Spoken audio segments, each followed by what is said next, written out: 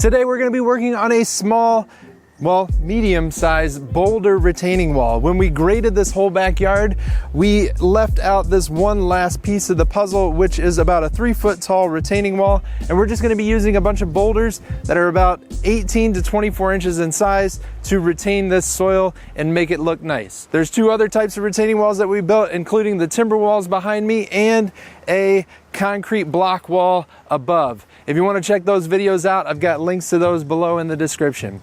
But to get started, we're going to start by digging out a trench to bury or halfway bury our first course of stone.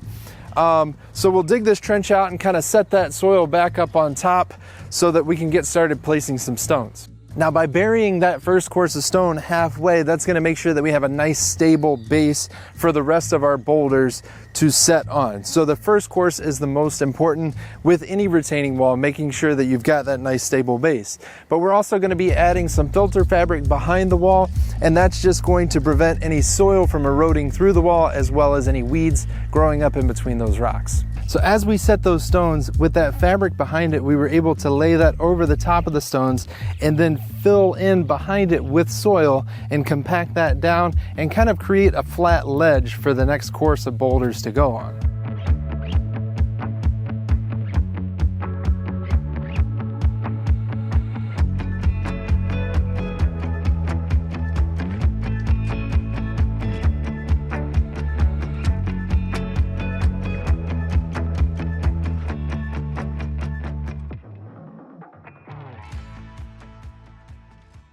So I hope you guys enjoyed this video. Overall, building this boulder retaining wall was fairly straightforward.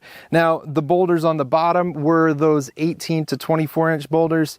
That was about the limit as far as I could handle on my own.